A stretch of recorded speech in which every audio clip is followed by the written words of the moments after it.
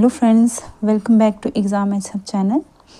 आज हम एक और नए टॉपिक के साथ आपके सामने, जिसमें हम करेंगे हिंदी जो हमारी राजभाषा है उससे रिलेटेड जो कुछ इम्पोर्टेंट फैक्ट्स रहते हैं हम उसको डिस्कस करेंगे। और ये कब से लेके कब तक जो इसका जो प्रीवियस जो इसका जो हिस्ट्री रही है हम उसको भी इसमें थोड़ा सा जो है वो डिस्कस कर लेंगे। तो इसको हम स्टार्ट करें उससे पहले आप प्लीज़ जो हमारी वीडियो को लाइक शेयर करते रहिए और चैनल पे नए हैं तो सब्सक्राइब करना भी ना भूलिए। तो आइए स्टार्ट करते हैं हम आज का जो हमारा टॉपिक है मेन, राजभाषा के रूप में हिंदी। अब राजभाषा के रूप में हिंदी जो हम डिस्कस करेंगे उससे रिलेटेड जो कुछ पॉइंट्स हैं, और साथ में हम ये भी इसमें देखेंगे कि हिंदी की जो इसकी जो ये शब्द जो निकला है वो कैसे निकला है। तो जैसे कि जो हमारे जो पुराने जो इतिहास कहता है, जो हिंदी जो है वो हमारे लिए जो है वो किसकी देन है, वो है जो ईरानियों की देन है। ये किसकी? ईरानियों की देन जो है ये बताई जाती है कि हिंदी जो है वो ईरानियों की देन है। और क्यों? क्योंकि जो हमारी जो भाषा है हिंदी, ठीक है, उसमें जो संस्कृत में जो शब्द की जो ध्वनि है, जो स की जो ध्वनि है, ठीक है, वो फारसी में क्या बोली जाती है? वो उसको फारसी में बोलते हैं ह। किस में? फारसी में। जैसे कि सप्ताह को बोल दिया हफ्ता, असुर को अहुर और सिंधु को हिंदू। इसीलिए सिंधु से ही जो फारसी में जो ईरानी लोग थे वो सिंधु को क्या बोलते थे? हिंदू बोलते थे। जिस कारण से क्या हो गया, जो भारत जो भारतवर्ष है उसका जो हिंदू जो था उसको जो है सिंधु को वो हिंदू बोलने स्टार्ट हो गए। ठीक है, जैसे कि भारतवर्ष के जो पश्चिमी सीमा से जो लगभग जितने भी इतिहास जो है वो प्रसिद्ध सिंधु नदी जो थी वहाँ पे जो वो बहती थी, ठीक है, और सिंधु को वो बोल देते थे हिंदू। तो संपूर्ण भाग जो था उसका हिंद कह जाने लगा, ठीक है, और हिंद की ही भाषा जो है वो बाद में क्या है, वो हिंदी कहलाई गई है। साथ ही साथ जो हमारी जो प्राचीन जो आर्य भाषा थी, मैं आपको वो भी बता देती हूँ। जो प्राचीन जो आर्य भाषा थी, कौन सी भाषा? आर्य भाषा थी, उसका जो समय जो काल बताया जाता है वो है आपका 1500 से 500 ईस्वी पूर्व, ठीक है, 1500 से 500 ईस्वी पूर्व का जो है वो बताया जाता है। अब वैसे तो हिंदी का जो विकास हुआ है उसमें से बहुत सारे जो है वो चीज़ें जो है वो आई हुई हैं। जैसे आर्य भाषाओं का जब विकास हुआ तो उसमें भी कुछ अलग अलग जो है वो भाषाएं जो वो आई हैं। जैसे शोरशेनी भाषा, पिशाची अपभ्रंश, ब्राह्मण अपभ्रंश, महाराष्ट्री, मागधी और अर्धमागधी, ठीक है, ये अलग अलग एरिया में जो है वो बोली जाती थी। लेकिन बहुत ज़्यादा जो इसका विकास हुआ है, हम उसी के बारे में जो वो ज़्यादा जो अब हमारे लिए जो वो एग्ज़ाम पॉइंट ऑफ व्यू से जो ज़्यादा इम्पोर्टेंट रहती हैं, हम उसी को ज़्यादा इसमें डिस्कस करेंगे।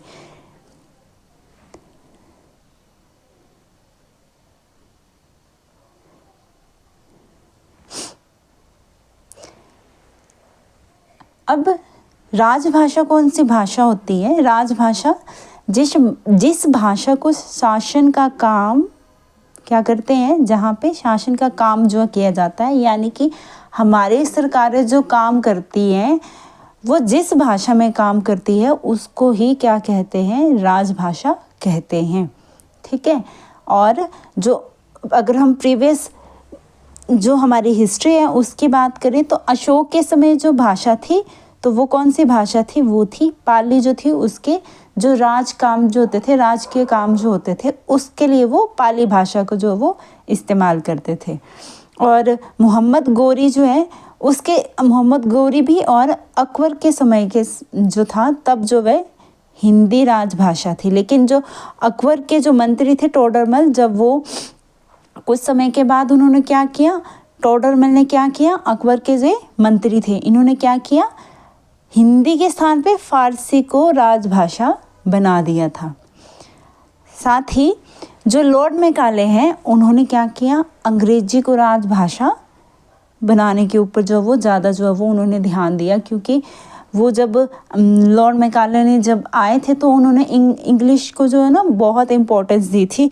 और एक तो मेन पॉइंट ये भी था कि जब जो इंग्लिश लोग आए थे उनको यहाँ की हिंदी समझने में प्रॉब्लम होती थी, तो उन्होंने क्या किया, यहाँ की जो एजुकेशन सिस्टम थी उसको जो है उन्होंने यही सोचा कि अगर हम यहाँ के लोगों को जो है वो अंग्रेजी जो है वो सिखा देते हैं तो उनके लिए जो ज़्यादा इजी हो जाएगा, उनके पास जो है वो बाहर से जो उनको अपने एरिया से जो अपने देश से लोगों को बुलाना नहीं पड़ेगा, यहीं के लोगों को हम उनको कामकाज पे रख लेंगे। तो लॉर्ड मैकाले ने क्या किया, अंग्रेजी को राजभाषा पर जो है वो उसको स्थान दिलवाया था। ठीक है, और भारत के लिए हिंदी भाषा का जो सबसे पहले जो नाम था वो किसने सजेस्ट किया था, तो वो किया था आपके पंडित मदन मोहन मालवीय ने उनका नाम दिया था कि हिंदी जो है वो राष्ट्र की भाषा जो है वो होनी चाहिए।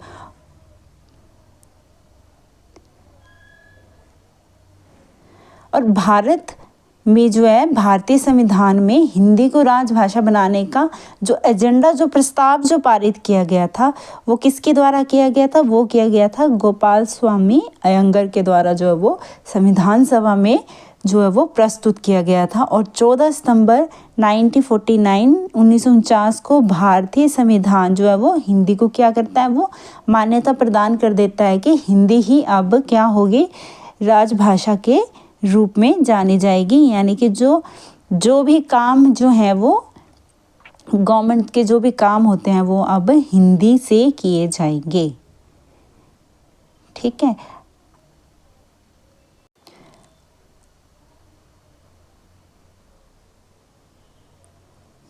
इसके साथ जो हमारी जो पंडित मदन मोहन मालवीय जो थे उनके जो है वो उनके ही कारण जो हुआ कि जो हमारी कचहरी की भाषा, जो कोर्ट की लैंग्वेज जो थी, ठीक है, उसको 1901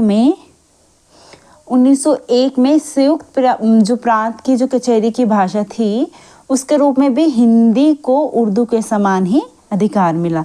हम जानते हैं कि जो कोर्ट की लैंग्वेज थी उस टाइम तो वो कौन सी थी, उर्दू थी। ठीक है, उर्दू थी, लेकिन उर्दू के साथ साथ हिंदी को भी वहाँ पे स्थान मिल गया। कब मिला था, 1901 में। ये भी हमने याद रखना है क्योंकि ये भी आगे पूछा जा सकता है। अब जो है इसके साथ साथ कुछ और इम्पोर्टेंट जो फैक्ट्स हैं जो हमें मोस्टली जो है वो ज़्यादा चाहिए होते हैं, जो हमारे कॉन्स्टिट्यूशन में दिए गए हैं, हम उसको डिस्कस कर लेंगे।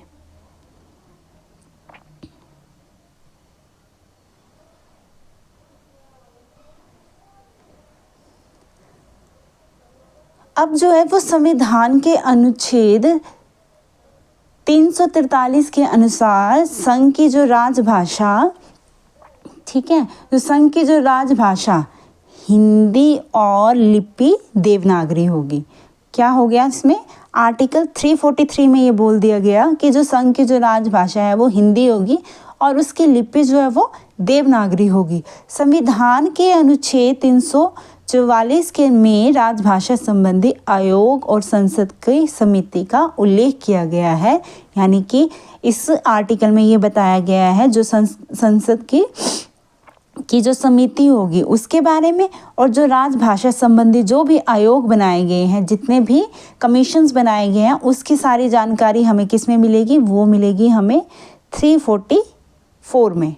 ठीक है, नेक्स्ट है संविधान के अनुच्छेद 344 क्लोज 1 में के अनुसार राष्ट्रपति ने 7 जून 1955 को राजभाषा आयोग के गठन का आदेश जो वो जारी किया था। तो वो उसमें ये बताया गया है। ठीक है, अब संविधान के जो अनुच्छेद 344 क्लोज 4 है, उसके अनुसार राजभाषा के आयोग की सिफारिशों की जांच के लिए समिति जो है वो गठित की गई, जिसमें कितने लोकसभा के 20 और राज्यसभा के 10, यानी कि कुल टोटल कितने हो गए 30 सदस्य जो थे बनाए गए। अभी उसमें बताया गया था ना कि भाई इसके लिए जो है वो क्या करना है, आयोग जो है वो बनाने हैं। तो वो उसके जो ये राष्ट्रपति ने जो ये 344 क्लोज 1 में जो ये बताया कि एक आयोग का गठन किया जाएगा, तो उसके कितने सदस्य थे, 30 सदस्य थे। अब राजभाषा आयोग के जो प्रथम अध्यक्ष बने वो बने कौन से, वो बने आपके प्रथम बाल गंगाधर खरे। ठीक है, आयोग की जो प्रथम बैठक हुई वो हुई आपकी 15 जुलाई 1955 को हुई थी। कब हुई थी, 1955 में। हमें ये चीज़ें भी ध्यान में रखनी हैं, ये चीज़ें पेपर में ना पूछी जाती हैं। संविधान का अनुच्छेद 345 राज्य के प्रयुक्त होने वाली भाषाओं में किसी एक या अनेक या फिर हिंदी को शासकीय प्रयोजनों के लिए अंगीकृत करने से संबंधित है। मतलब कि इसमें बताया गया है कि जो राज्य में जो भी भाषाएं जो हैं वो जो शासन के जो काम होंगे उसके लिए जो सरकार के द्वारा काम होंगे उसमें से किसी एक को जो है वो उनको अपनाना पड़ेगा जो उसमें बताई गई होंगी। ठीक है, उसी में वो अपना काम जो है वो कर सकते हैं। हम जानते हैं कि हमारी जो भाषाएं हैं उसको सरकार ने कितनी भाषाओं को जो उसमें स्थान दिया गया है, हम उसको भी आगे पढ़ेंगे। उनमें से ही किसी एक लैंग्वेज जो उनके राज्य के लिए इम्पोर्टेंट है, क्योंकि जो उस राज्य के लोग जो हैं वो अधिकतर उस भाषा को समझ सकते हैं, उसको जो है वो यूज़ करेंगे।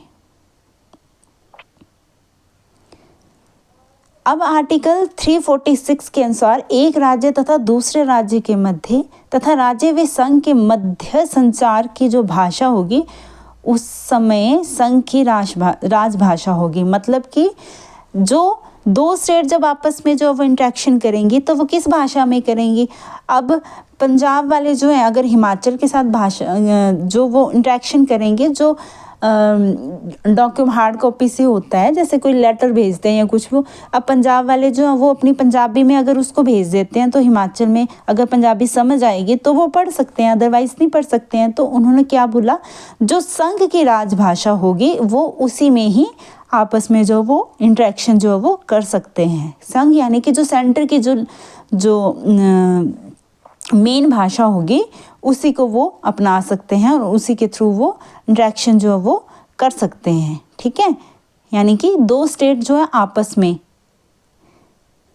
जो राजभाषा बताई गई होगी, जो संघ की राजभाषा होगी, उसमें उसका वो इस्तेमाल जो है वो कर सकते हैं।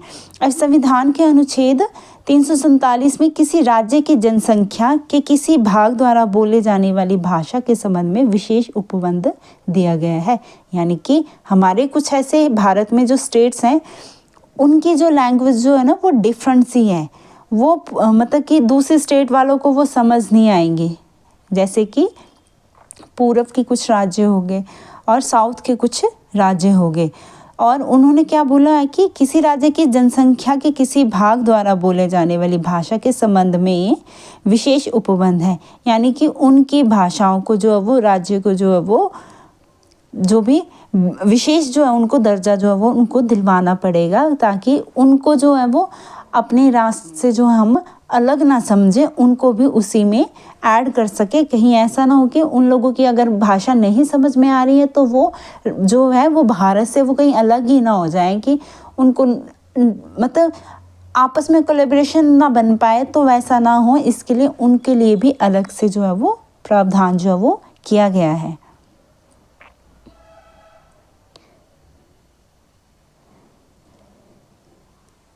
संविधान के अनुच्छेद 348 में उच्चतम न्यायालय, उच्च न्यायालयों में और उनके जो अधिनियम, विधेयक आदि के लिए जो प्रयोग की जाने वाली जो वो भाषा होगी उसका भी उल्लेख किया गया है। मतलब कि जो हाई कोर्ट, कोर्ट्स की जो भी, सुप्रीम कोर्ट की, इन सब की जो भी भाषाएं होंगी, जो भी विधेयक होंगे, वो किस में देने हैं, तो उसके लिए 348 में जो है वो बताया गया है। संविधान के अनुच्छेद 349 में जो भाषा संबंधी विधियों को अधिनियमित करने के लिए विशेष प्रक्रिया का उल्लेख किया गया है, यानी कि जो भी भाषा संबंधी विधियाँ होंगी उनको भी अधिनियम करने की प्रक्रिया बताई गई है। संविधान के अनुच्छेद 350 में जो वो शिकायतों को दूर करने के लिए अभ्यावेदन में प्रयोग की जाने वाली भाषा का उल्लेख है। मतलब कि जो भी भाषाएं, जो जिस भी भाषा में जो वो शिकायत की जाती है, कहाँ पे शिकायत की जाती है, कोर्ट में की जाती है, डिस्ट्रिक्ट कोर्ट में की जाती है, मजिस्ट्रेट के पास की जाती है, कहीं भी, तो वहाँ पे जो भी शिकायत की जा रही है तो वो हटा के किस भाषा में उनको जो वो जवाब देना है। यानी कि अगर कहीं पे कोई कंप्लेंट्स करती हूँ और मुझे उनकी वो भाषा समझ में नहीं आ रही है, जिस भाषा में उन्होंने मुझे जवाब दिया है, तो मैं ये मांग कर सकती हूँ कि मुझे इसमें जो है वो समझ नहीं आ रही है, तो मुझे मेरी जो पर्टिकुलर लैंग्वेज है, हिंदी है या जो भी है, पंजाबी है, तो मुझे उसमें जो है उसका जवाब चाहिए ताकि मैं उसे आसानी से समझ सकूँ। ठीक है।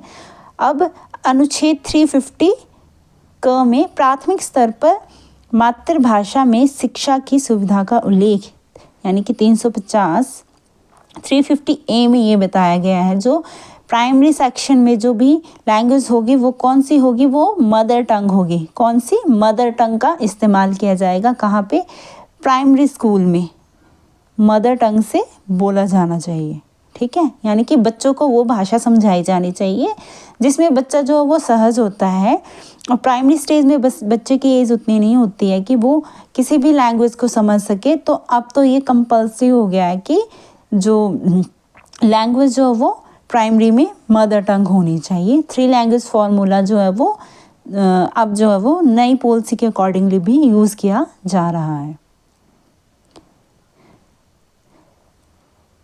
आर्टिकल 350 ख में भाषाई अल्पसंख्यक वर्गों के लिए राष्ट्रपति द्वारा विशेष अधिकारी की नियुक्ति का उल्लेख है। यानी कि जो अल्पसंख्यक है, जो कम मात्रा में लोग जो यहाँ पे रहते हैं, अलग अलग कम्युनिटी के, अलग अलग धर्मों के, उनके लिए भी अलग से जो भी प्रावधान बने हुए हैं वो बताए गए हैं 350 ख में, यानी कि 350 बी में। अब संविधान की जो 8वीं अनुसूची है, ठीक है, 344(1) और 351 में 22 भाषाओं का क्या है, बताया गया है कि कितनी भाषाएं जो हैं वो भारत में संविधान ने उनको क्या दी हुई है, संविधान में उनको एक विशेष दर्जा दिया गया है, 22 भाषाओं को चुना गया है। तो उसके बारे में भी हम डिस्कस कर लेते हैं।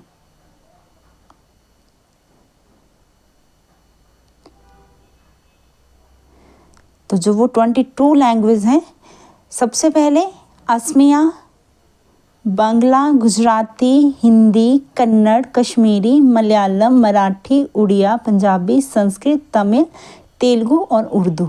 सबसे पहले जो है वो शुरू में क्या हुआ था, इन 14 भाषाओं को जो है इस सूची में जो भारत जब कॉन्स्टिट्यूशन बना था तो इन 14 भाषाओं को जो है वो इसमें स्थान दिया गया था। उसके बाद जब 21वां संशोधन हुआ, कब हुआ था, 21वां संशोधन 1961 में, इसमें सिंधी भाषा को जो वो जोड़ा गया। सिंधी को जोड़ने के कारण कितनी हो गई, इसमें 15 भाषाएं होगी।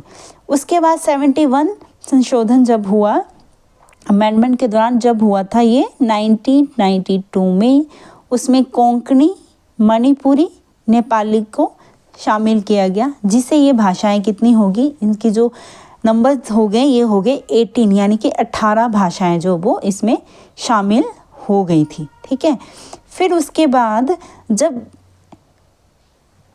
92 अमेंडमेंट हुआ, जो वर्ष कब हुआ था, जो 2003 में, इसमें बोडो, डोगरी, मैथिली और संथाली को जोड़ा गया था, जिससे कुल मिला के कितनी हो गई थी ये भाषाएं, टोटल 22 लैंग्वेज जो वो भारत के कॉन्स्टिट्यूशन में शामिल हो गई थी।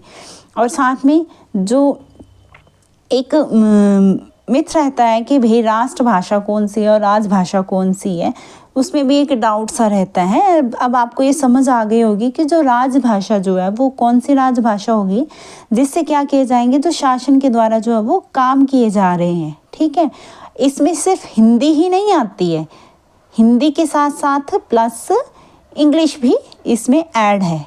ठीक है, मतलब इंग्लिश भी और हिंदी भी जो है ये दोनों क्या है, आपकी राजभाषाएं हैं। लेकिन जो हमारी जो राष्ट्रभाषा है उसमें भी थोड़ा सा ऑलमोस्ट जो है वो तो हिंदी को ही हम लेते हैं, लेकिन बहुत सारे इसमें भी जो है वो अलग अलग जो है वो तथ्य बने हुए हैं, जिस पे जो है वो हमेशा कई बार जो है वो डिबेट जो है वो चलती रहती है। जैसे कि इसमें भी भारत की राजभाषा हिंदी एवं अंग्रेजी दोनों हैं।